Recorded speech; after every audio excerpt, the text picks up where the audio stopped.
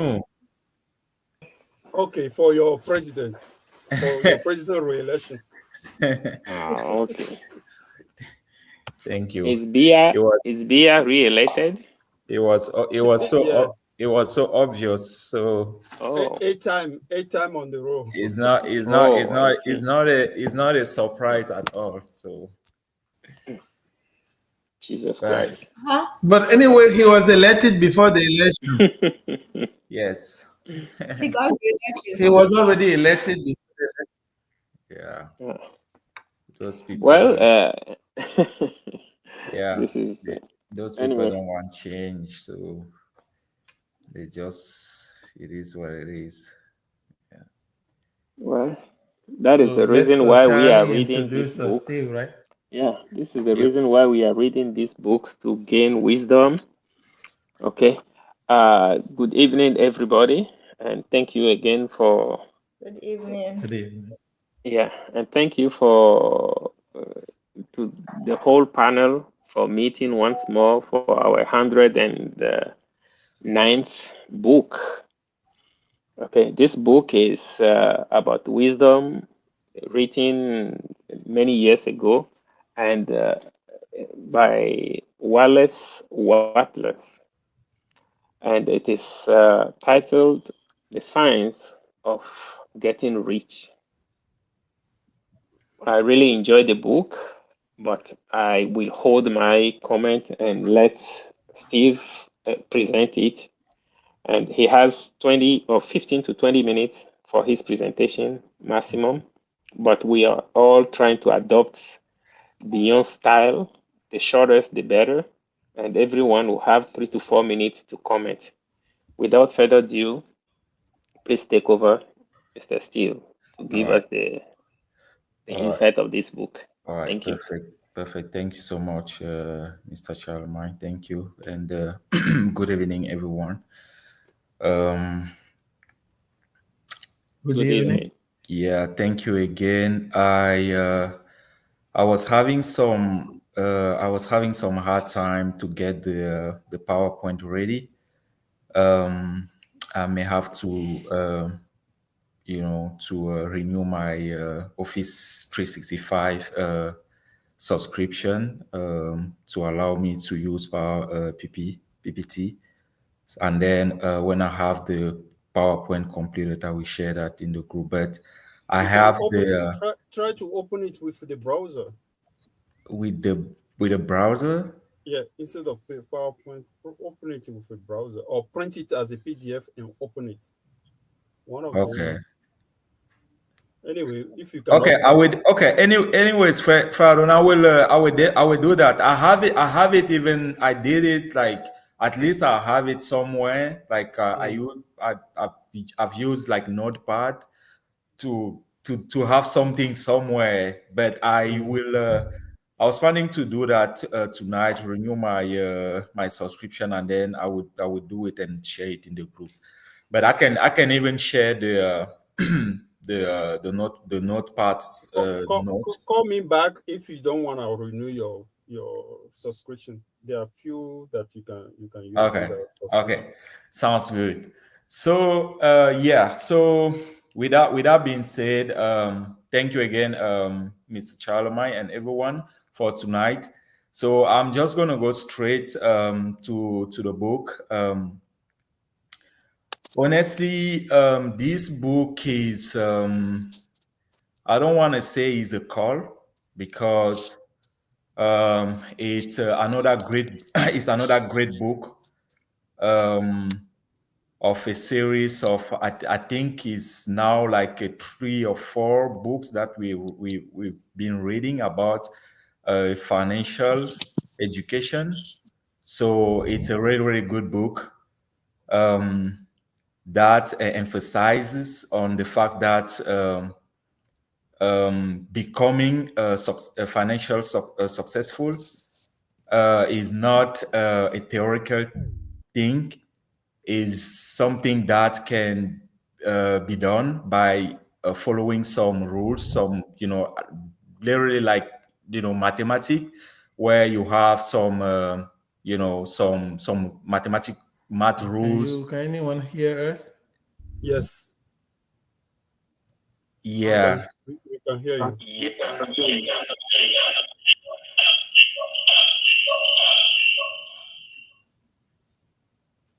I think you're good, Steve. You can go. All right. All right. So yeah. So it's just encouraging us and emphasize. Encouraging us and Someone has. Let me see. So yeah. so yeah. So yeah. So yeah.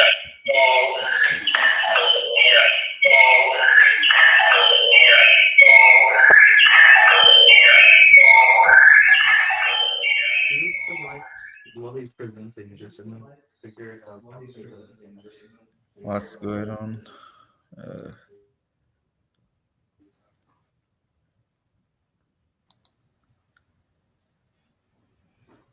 So we good? It's nothing working. You turn off the computer.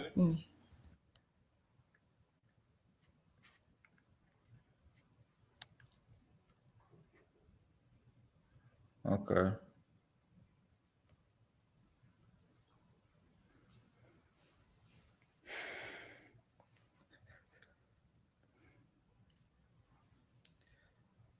Okay. Can I continue? Yes, you should be good. You should be good. Go ahead, Steve. Oh, okay, thank you. So yeah, so I was saying the book is basically the author is encouraging us, emphasizing on some of the rules that we can actually implement in our day to day. The same way we use some theorems, some mathematics rules to resolve some complex mathematics problems. He's presenting and he's providing a couple of rules and steps that we can actually follow and apply in our day to day in order to become financial successful, right? So this book is really, really practical. So I'm not gonna go into all the little details that we may find in the book. I will before I even jump on the actual presentation, I will encourage everyone because everything we're reading right now, we have to make sure that we're moving toward the practical, right? We have to practice everything we're reading right now. So, and this book is really, really practical. So if everyone can write something that he's gonna make sure that at the end of this presentation, moving forward in your life, you're gonna start implementing because it works, right? Some of the things he talked about in the book are some of the things that I do, and I see the result is the result is there. It's not something that is not a movie. It's not something that we just imagining, right? It's practical. So if you practice, if you implement those stuff, some of those stuff, you might be very, very surprised how things can really switch in your life, right? Especially financially, because we're talking about becoming financially independent, financially successful, right? So making sure at the end of this presentation, you're retaining or you're learning at least one thing, because he has listed a couple of them. But if you can retain one thing that you can actually moving forward, start implementing, I think um, I think you will be, we finish this session by learning something instead of, sometimes a lot of theoretical stuff, that doesn't really help. So the book is really practical, like I've said already. So he's walking us through a couple of steps. The first one, he talked about, first of all, everything that has to start from the thinking, right? Has to start from what is coming from our mind. So you want to become a successful person, financially, because we're talking about the financial side here, you want to become a successful person, it has to come from your mind first. Okay, I wanna become rich. Because unfortunately we're coming from a culture where we're so poor, and we don't even think about someone, we can't even think about someone becoming really really rich, right? So if you see someone with a lot of money, it's like someone is doing something that is fishy, right? So that type of mindset we have to switch, we have to change by starting telling ourselves, okay, I can become rich. So everything starts from the mind. Okay, I can become rich, I want to become rich. And he doesn't stop there.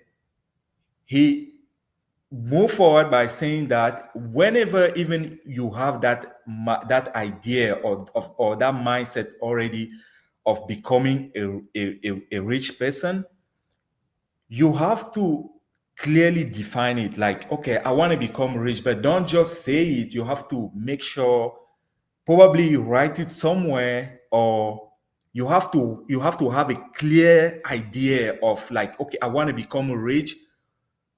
What exactly do you want to become? What exactly do you want to have, right?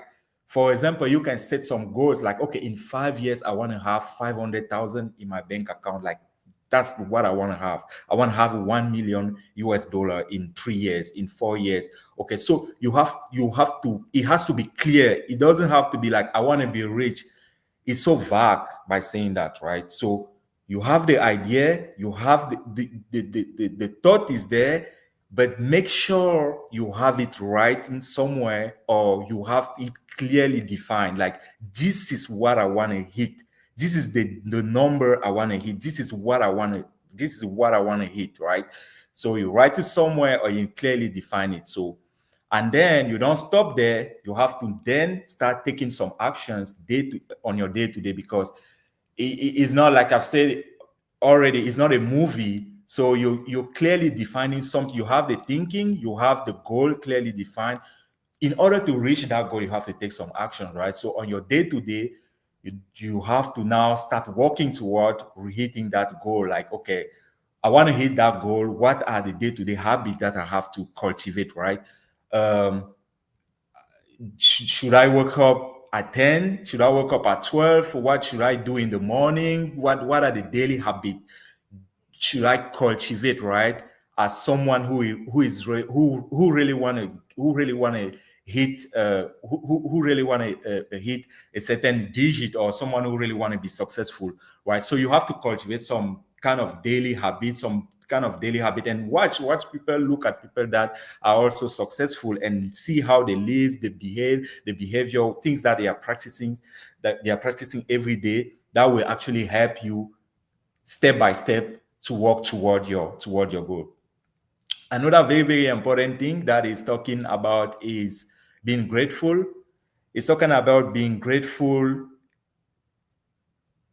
throughout, or throughout your journey. I mean, during the journey, right? It's talking about being grateful for every single success, every little success, and every little things that you're achieving as you're moving forward that goal. You have to be grateful, because if you're grateful, he's emphasizing on that. If when you're grateful, you keep the door open in your life to bring more grace in your life, more blessing and all that. So sometimes being grateful doesn't always mean that it's just when everything is fine, right? Sometimes you have even enemies, you have even people that are fighting against you to achieve your goals. Sometimes you have to bless this, you have to bless whatever, I don't know, God or whatever spirituality you believe in. You have to always bless the nature about even challenges that you're facing, because sometimes those challenges are actually things that help you to push yourself, things that help you to challenge yourself and break some walls and cross some line and discover yourself more, right? So you have to be grateful. When you're grateful for the little success, for the little achievement, the blessing and the grace and all the good stuff will keep coming, pouring into your life. Another one that I really, really enjoyed and I really like, and it's something that I've learned a lot with Mr. Charlemagne as well. He talked about being able to make the difference between competition and creativity, right? He talked about that a lot as well, being able to make the difference, because a lot of people, unfortunately, I have a lot of friends back home that are doing, like, you know, small businesses, and some of them are really successful, some of them are trying, some of them are not. But one of the main things you're going to realize is that if you start asking some really deep questions about, okay, how do you really make the money, they don't want it, they don't want to speak, they don't want it, they don't want to say it, they don't want it, because they think they're keeping the market, they think they're keeping a certain part of the market. But he's saying that by holding the information, by holding the knowledge. But he's saying in the book is teaching us there is no need to hold any information. There is no need to hold the market, because the market is too large for everybody. And the resources are so how can I how what word can I use? The endless, right? So there is no limitation. It's for everybody. If you're entering like a car rental market, don't say that, okay, because I am an enterprise, I'm this and that, I hold all the market. You never gonna satisfy all the demand. The market is too big. You cannot satisfy the whole market. So you have to be able to, now, instead of holding that knowledge, is toward the direction that you're trying to hit, or whatever business you're trying to run. Don't hold the knowledge. Enter the market, be creative, try to put something that people will like, and that's really how you're gonna break the world. That's really how you're gonna break the glass, right? It's not a matter of saying that, okay, I'm making this money now. Okay, I don't want to share anything, because if these people enter the market, they're going to come and grab all my customers, and I'm going to lose the money and this and that. There is nothing like that. And most of the people that make money sometime back home, that's how they do. They don't share any knowledge. They hold the knowledge, they keep it for them, and seems like they want to be successful alone, till they realize that the market is too vast, the market is too big for someone alone to hold it. So it's very, very important. So I really also like when he talked about it. So if you're in the business field, or whatever you're doing in this group, or if you're thinking about investing in something, just make sure, if you discover that secret that will give you the money that you want to have, make sure you share it. Don't think you're going to keep it and you're going to hold the market for yourself. There is nothing like that, because the market is too big, is too big for you. Okay, so that's another really good thing that I've also learned from the book. And the last thing, let me look at my note here.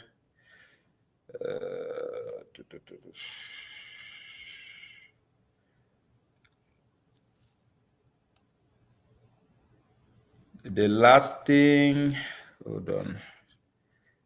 Fortunately, my PowerPoint is not. Okay, the last thing is he talked about the just give me a second. Okay, he talked about visualization and faith. So how you can actually, it's kind of related to what I said initially. Like when you have the goal clearly defined, you also have to visualize it clearly, and act you know, act as you go to reach your goal, basically. So you have to, like, you have the idea, you have it clearly written somewhere, you have the vision about that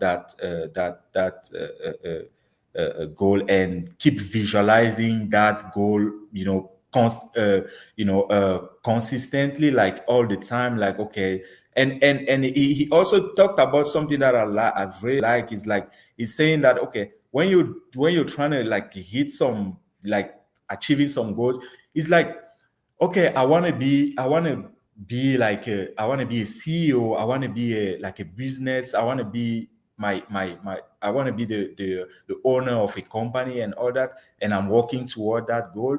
It's like, sometimes you just have to see yourself already, like, in there, like, see yourself already sitting in your office, like, okay, you're receiving people coming in your office, how you treat people, so you can actually project yourself already, looking at yourself in that position. And he said something very powerful, like, when you do that, if you keep putting something in your mind, the mind doesn't define what is good or not. The mind will always try to create what you put in, what do you put in the mind consistently.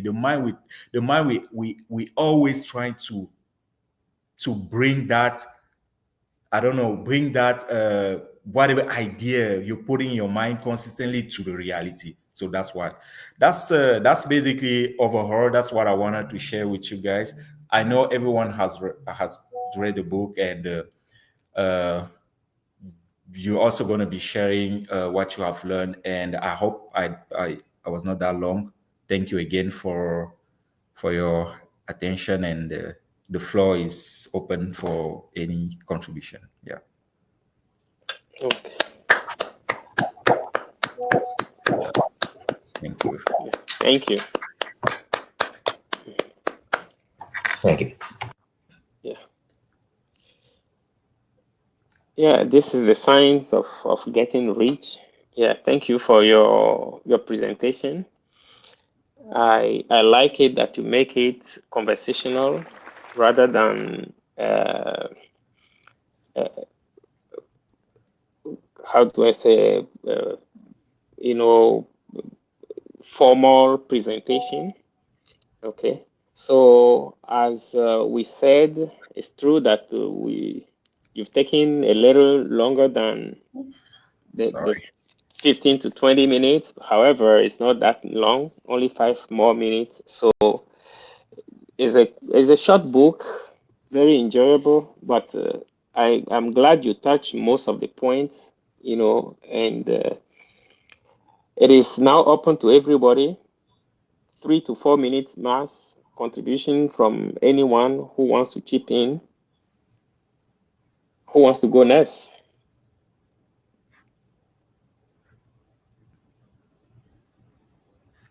If you allow me, I would like to talk quick and share. And at the end, I have two questions for Steve. So thank you, Steve, for the presentation. I think we enjoy it. I wish we have a PowerPoint that you're gonna throw there that we can read. Yeah, yeah, I will. Okay, yeah. So just I'm gonna rehearse a little bit what you say. Um, in the book, my summary, he said, becoming rich is not an accident. Becoming rich is a right and a gift. And he's asking everyone who aspire to become rich, they have to behave in a certain way. He talk about a certain way many times in the book. And one of the practice to attract wealth or to attract the source is express gratitude, to cultivate a thankful mindset, to stay connected to the source of abundance. That one is kind of spiritual or religious, it depends on each person. And he's telling us to be very aware of what is entering our mind, because that's where the source is. And to be rich, as us, we have to use our own creativity. And he focused on don't compete. On his book, he said to not compete, but Nowadays, this book is from 1910. Mhm. So now we are like 100 years later. But the book says, do not focus on competing, but be original. Use your gift, be your own. And that difference will be the one. That's where your wealth reside. That's where. So again, we read Jim Rohn, and many times I thought he read maybe this book, and he will say, keep guard for the door of your mind, right? If you go to many religious group, they will tell you, oh, like I don't know, I pick religion A, they will tell you don't read the book from religion B. And religion B, people also will say don't read the book from over there because they know as soon as you start reading, you becoming and you behave, and then that's the manifestation that's gonna come out, right? If I drive by a place, I see an empty lot, maybe when the owner drive by, he see a building. So because it's the thought, and later it will be a plan, and then it will have a shape. So that's what I have from the book to make sure whatever you feed in your mind, you know, whatever you feed in your mind, that's what you're gonna become. I have two questions though. My two questions are this. The first one is for Steve and anyone. What is your definition of science? Because the book title is The Science of Getting Rich. What is your definition of science? The second question, we heard many people say money is not happiness. What do you think about that expression when people say money is not happiness? Is that true for you, or how you think about that? That's my two questions for Steve and everyone. Thank you. Again, Steve, thank you for the presentation. Yeah, thank you, Fred Thomas. Thank you for your contribution. Yeah, Yeah. science. If okay, I can answer No, later. Yeah. go ahead. Go ahead. No, I just wanted to say thank you for his comment, and then it built on right on what Steve has presented. And yes, I love the question. And please take it, Steve, and anyone else who wants to help will also chip in. Yeah, Fred Thomas. Honestly, uh, science for me is just a set of rules. Um, the set of rules, right? That I would say that have been defined or implemented by by probably a group of scientists, like in order to resolve or achieve something specifically based on couple of experiment, right? Because those rules, those algorithm and whatever, they're coming from some of the experiment the scientists have made. That's my definition of science. Now, to answer the second question, I truly believe it is not true to say that the money doesn't make people happy, right? Doesn't bring happiness, because even in the book he's talking about that. Like, how can you even be happy? How can you even help people? How can you even be happy if you don't have that? Anyways, for me, the money is a good thing. Yeah. It doesn't have to define someone specifically, but it does a lot. Yeah. Okay, thank you. Thank you. Mhm. Can I Anyone hop in? else to help? Yeah, please go ahead. Okay. About the question, is money happiness, right? Just that question specifically. What I will say is that while it is not a guarantee, we are material beings in a material world. You need to eat, you need a roof over your head, you need clothes on your body, right? So before we get into like it's Maslow's hierarchy of needs, right? Before we even start talking about like self-actualization and what truly makes you happy, right? Your most basic of material needs are met. And if you do not have enough money and you need to go to the food bank, your most basic of material needs are not met, right? And what I would say further to that is that if you are in a position where you need to worry about money and worry about where certain money for certain things are coming from long term, that's also a thing that will take away from your happiness, right? So the endless pursuit of money may not make you happy, but again, we are material people in a material world who need to eat. So that is what my comment on the question is. Yeah. All right. Thank Thank you. you. Mhm. Yeah. What about your own comment about the book, Shirel? I mean, I don't have a crazy lot to say. It fell into like that category of like books that talk about your own mindset and how you need to manipulate your mindset in order to take action. So it didn't like elicit a crazy reaction from me. I think again, like I've said in the past, um, take the parts that you think are relevant to you, right?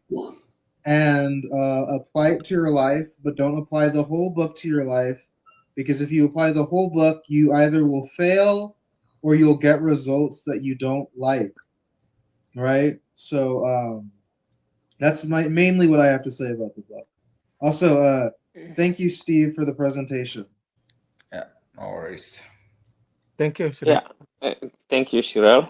But I'm just a bit curious. Don't apply everything. Could you give an example of something that you you may take with a grain of salt in what the book said, or Like what what I you was could you saying draw our about attention to be cautious about? what I was saying about like this going back to the question of is money happiness, even though that's not directly from the book, right? Hmm. For some people, right, their actions are what elicit the statement money doesn't bring happiness, right? Where they go to work endlessly, they work 80 hours a week, they grind and grind and grind and grind, and they have this money coming to their bank account, but they're not enjoying what the money brings them. And then there's another group of people, right, who are like they don't have enough money in their bank account. They're struggling to put food on the table. They're struggling to turn on the lights, right? When a book says money doesn't bring happiness, right? These are two different people in two very different situations, right? And they need to apply this statement in very different ways, right? So the blanket approach of applying a statement at surface level on your life may bring you more problems afterwards than you had beforehand, right? So that's what I mean by do it in parts. So Okay, yeah. thank you. Anyone else who wants to chip in? Yeah, I want to chip in. Hi, everyone. Can you hear me? Yes, hello. Yes. Yeah. Hello. So I will start by thanking Fred Steve for his presentation, and also the person who suggests this book. If I don't know if no, the book might not come from me because I read it so many times that I will not even remember to suggest that. So I'm definitely on board with the book. Why? Because technically the book is using the law of attraction, Mhm. because it's saying that everything that happens in your life is coming from your mind. So on that point, I think we all are on the same page, thinking that is correct. And when I was listening to the book, I realized that a lot of things that we read in other book technically are in this book. Yeah. Like he Yes. says, 1 ounce of action is better than 1 pound of theory. Yeah. So it means that if you can even do something toward your target, it's better that, oh, I can do it tomorrow if I have this. You are theorizing without getting into the action. So we have to remember that, because when we don't want to do something, we start finding excuses not to do it. So that point we had to remember. But the fact that he wrote this book, and he was very, very poor at the beginning, and when he wanted to die, he was very, very wealthy. I was wondering whether his kids did they learn anything from their dads, because no one heard about the Rockefeller. We do hear about Rockefeller family, but we never hear about Wattles families. So I don't know if those kids learned something from it. And he also advised for the competition. He said competition is very, very important. So no, competition is important. That No, the creativity. creation, I was mixing up. Okay. That the creation is more important. That even there's no more gold on the earth, the substance, I mean the mind, the subconscious mind will create a goal. So that one we have to remember. And it reminds me as well another book. I don't know we read it here, but it's called Blue Zone or something like Blue Water Zone. That instead of going and compete with other people, other competitors, just go far away to have a blue zone, blue water zone, and create your activity there. In that way, you get more benefits. Like Apple, you see, he was the one who created touch screen with iPhone, and then everyone started going there because he find the blue zone. Maybe if we don't have that book in suggestion, I might suggest that one as well.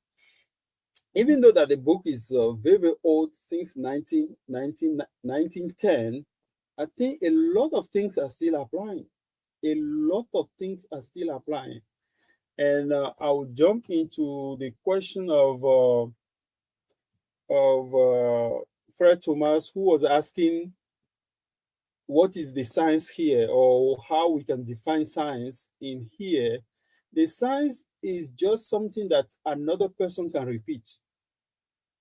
A science is just something that another person can repeat. Because if you hear peers review, that how they conduct some activities, some experiences, but they say peers review, it means that another peers repeat that experience. So here, the fact that he's putting science into his title means that it's not one person who can repeat that. If you follow my principle, my law, you get to your grandma and grandma say, if you put this, you have this sauce, you have this recipe. So we can call that is kind of a recipe that he put it down, and if you follow it, he is very, very sure that you will get to your destination. That's why he's using the science. And if money can make you happy or not, I try both, and I prefer having a little to sustain my hunger, my thirstiness, my everything. So money is definitely part of the happiness, but it might not be 100%, because sometimes when you don't have money, you feel like, if I have it, I will be better. But sometimes it's just your stress might be multiplied by how many dollars you have in your bank account. So you have to be aware of that. But definitely having some is better than having none. So on that point, I think that happiness can be part of how the money can be part of the happiness. Thank you. And thank you again, Mr. Steve. Thank you. Thank you. Thank you. Thank you. Uh, is a great book. Well, yeah, awesome. Yeah, Sister Colomb, any comment on what Farun said, and any other comment on all the whatever uh, other people have mentioned during this conversation? Feel free to comment it and also add your contribution. Yeah, I will just share what point I'm taking away from this book. I know Steve and Thomas, Aaron, Shirel, they mentioned a lot of points, key points I put in my book from the reading. But the main thing I'm taking away from this book is the mindset. We already read The Power of Your Subconscious Mind. We read As Men Thinking, and we read Tracy Bryan as well. So a lot of, like Aaron said, a lot of this information ties to many of those books we read. But the main thing here I want to take away is practicing gratitude, right? He said practicing gratitude fuel abundance, and a grateful mindset align with the universe creative energy, right?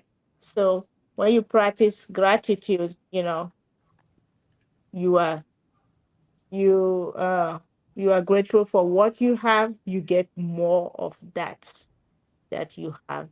And you when you ask for something, you get it, right? So practicing gratitude, serve others, and creating value, right? So like Aaron talked about, go to the blue zone to create your own. So avoid the competition. If they're already selling this thing, let them do it, or go away to do yours and do it well, so people can come and get the value from you, make you rich. So one main thing he talked about is do not listen to or do not read the books that says being rich is a sin, or chasing the will bring you to hell. Do not listen to any of those. Do not read books that has stuff like that. I know in many religions they say, oh, Jesus came for the poor, so if I s- Mhm. Jesus came for me. That is not true, right? That is not true. Jesus came for everybody. And the rich, the welfare is there for everybody. And it does not make you go to hell. Anybody, anyway, nobody went to heaven and came back to tell us how hell. So nothing said that rich people from this earth goes to hell. Nothing says that.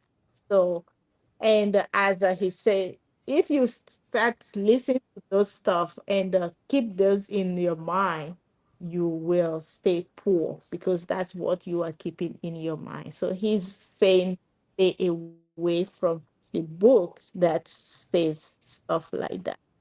So that is my takeaway from the book. And I want to finish by saying thank you to Steve for the great presentation. He kind of touched all the points, all the great points from the book. So thank you again. Thanks. Thank you, Sister Colomb. Any words on Fred Thomas' question? Uh, money, money, money. Well, money, money to live.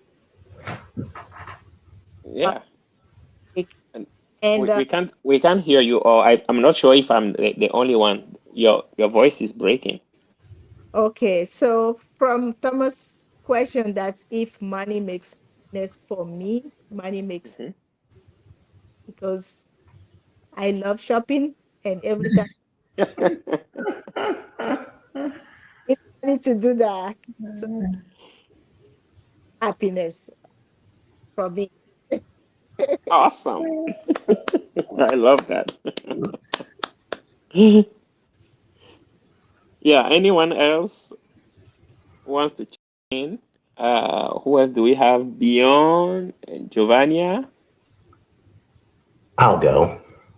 Okay, take it, bro. Okay, first I want to thank Steve for the great presentation, and I'm gonna give my answer to the question that that Thomas posed earlier. What my definition of science is getting an understanding of a subject or many subjects, or and collecting data in the process and figuring out what works and what doesn't. Okay. Sci- and for the science of getting rich, what I learned from it is you gain abundancy by using your creative imagination to develop a plan to add great value to others. The more you help people get the things they want, the more wealth and abundance will flow to you. Mhm. Yeah, awesome. That Thank is you, Bill. Thank always you. Thank you, Brian. Thank you very much. use lots in few words. So Yeah, awesome. happiness beyond what you think about that question. Mm,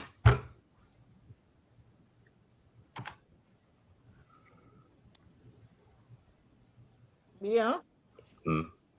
Yeah, whether money makes you happy, or if what's the question again? If we get happiness out of money, or money Many create happiness. many people say money, Hmm. happiness. What you think about that? Oh, money doesn't make you happy. Mm. Yeah, okay. Money doesn't make you happy. Yeah. Well, my answer is simple. Money by itself doesn't make you happy, but doing something with it is what makes you happy. Like using it to expand your wealth or buying things that make you happy. Yeah. Okay, thank you. Okay, awesome. In there doesn't make you happy, but when you use it for something that makes you happy, it makes you happy. Yeah, awesome. Okay, what about Giovanni? Any comments on the book? Any comment on other comments, as well as your contribution to the question? Okay. Okay. Hi everyone, and thank you, Steve, for your presentation. Um, to my opinion about the question, if money is happiness, for me is no. Money does not define happiness, but that doesn't mean not having any.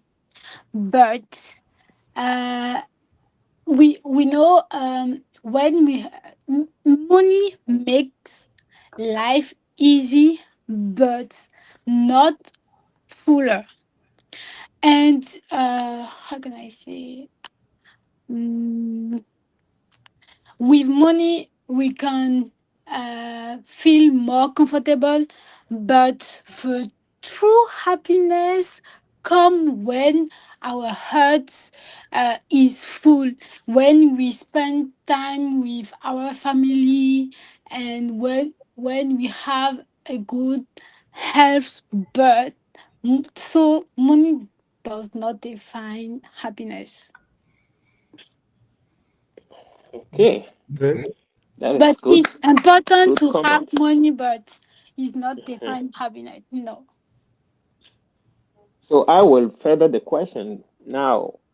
If money doesn't make happiness, without money, will there be happiness without money?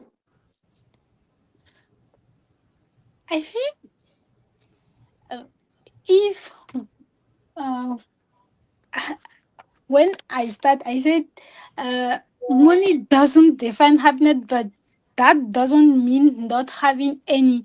But we cannot define our happiness uh, with money. When we read a book, in the book, they doesn't say chase money. No, they said, hold on. It's important to how may I say that? Create value and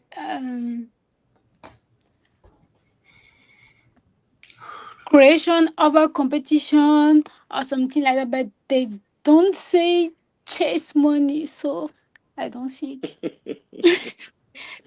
Yeah, okay. Exactly. Great. Yeah. That's good contribution. Thank you very much for Welcome. yes, I got your point. Yeah. Thank you so much for chipping in this way. Mhm. Daniel, no, it's almost time.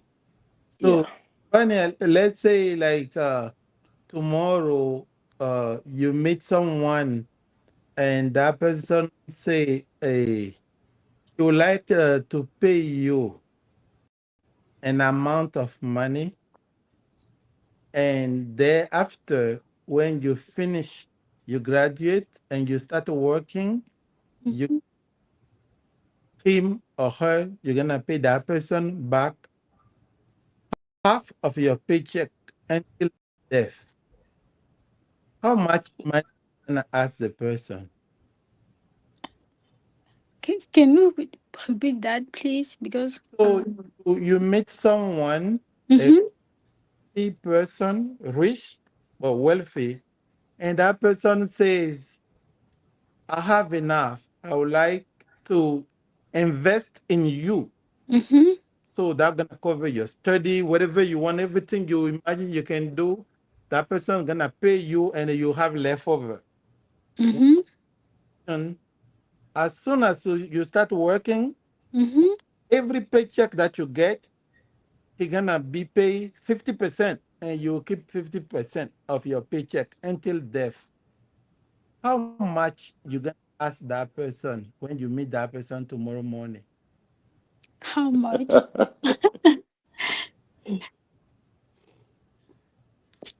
Or anyone? Um, I think.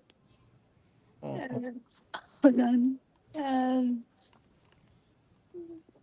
I'm not gonna answer that. hmm? You It's are a not going to answer that question? gonna do. yes, but I think, how can I say that? Say it. Just say it as it comes. Anyhow, there's nothing wrong here. We are all learning. So say it as it comes into your mind. Mix it with French, everything if it is necessary. But try to stick to English if possible. Um, I Let me can ask for the necessary uh, in order to complete my studies, because I know if I finish and I get a job and I learn many possibility to make money or to have money. So I know I can do that. So the But necessary uh, to did you complete. understand that he said that you are going to be giving him half of your paycheck every? That means that your salary, he will be taking half of it every month until you die. Did you understand it? Yes, but Okay.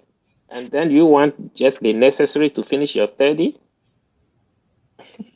Anyway, if I were to take that question, I would just ask for a billion.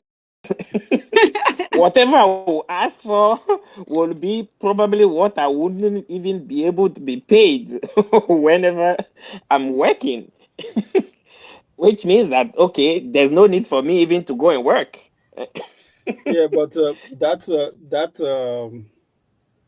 how do I call it? That question is already applying to most of us in this country. Mhm. the government say that, oh, come, I'll lend you money, and then you will be paying till you die. It's almost like that for the student loans, if I'm right, because before you get relief from the student loan, they say you have to pay at least 25 years, or if you are going through 501c3, you have to pay at least 10 years. So it's almost paying up to die in my mind. So Okay. Well, that is a point. So I got Now, but what if you ask for any money that is most probably beyond whatever salary you could make? Is it not enough? To me, anyway, I make things too simple when sometimes they are not, but probably. So, so yes, Fred yeah, Thomas. a question to you know ask each of us to think Mhm, about the relation between us and money. Is true. If you go to some religion or some religious group, they will tell you money is just something here. It's not worth for the world, the life after. But when you get to those places, almost all of this religion, they collect money. mhm. It yeah, have is it strategy to empty your pocket? Because if you don't, no, yeah, truthfully, if you don't put importance onto the money which is already in your pocket, what you do whenever you come, you pay the tithe and say, oh, you guys, I pay my tithe already, but you, I heard that you still want to help this person, or you still want to build this chapel, I will give you more. So when you make the calculation, they are being paid, the churches are being paid wealthier than those who are going to those churches. Mhm. And the same thing as well happen in most in Muslim people as well, Islam. Down there they say, oh, you cannot, is a riba to lend money and get interest on it. Yes, it's noble, but if my government is borrowing money and paying interest on it, and I'm benefiting from that loan, it's Uh-huh. not almost the And same. then Because, and you are also contributing to the reimbursement of yeah, that yeah, loan. yes, yes. You are So not borrowing money directly, but they are yeah, borrowing money yeah, on your yeah, behalf, and you are paying together with yeah, them. So it's yes. still the same. Why not join the party and start benefiting a little bit from the interest? Because some of them even refuse to invest into the stock market. They refuse to invest in stock market. But So who can be rich in this country without stock market? so that's why we have to be mindful to whoever we are listening to. Mm-hmm. We have to Mhm, mind Yeah. of get in Uh, how to if someone tell you money doesn't bring happiness, mm, just know that person is a liar and mhm, walk away. and, Because the lack of money, mm, nobody like it and nobody love it. and is my I mean in my head I was thinking about Beyond's response. I think mhm, is the best response on that matter. He says mhm, it's not necessarily the matter that how the money that will make you happier, but at least what you profit from spending that money, what you spend mhm, that money mhm, on, that make mhm. you happier. That's very, very good, because Shupi was saying, oh, if you can spend time with your parents, with your family, with your loved one, that's You have true. no money. But if you don't have money, Nobody want their knowing, no, knowing that you cannot pay your car note, oh, Mhm. are they going to collect the car? When you are sitting down there with your loved one, your mind is not there. Yeah. You are even saying it better. What if they don't even want you they don't among them if you have no money? yeah. If you're talking, people say Keep uh, quiet and let people talk. Eh, You might be the firstborn in the house, in the family, and they'll say, we are waiting for Fofo Kwevi. Fofo Daho is here, but you are still waiting for Fofo Kwevi because Fofo Anyway, Kwevi but is the one. but Hey, we got the now there is something going on with Fred Thomas's speaker most of the time. When I don't know Yeah, if I'm the one who do not hear or that's who true. hear half of the. That's Is true. that true? Hmm. Yeah, yeah, I'm saying whatever Giovanni has said, Hmm. he made some point right on what he said. Yes. Uh, you have to keep balance. That money doesn't become all, and you just live by yourself, and you Hmm. take money and alone. You have to enjoy and have a family life and all of that because when it's time you are sick or when you're old enough, Yes. Hmm. right? You don't look at how much money you have at the bank. You want the family member, close friend to be at the bedside to talk to you, to be with you, right? The last day Definitely. relation you're able to accomplish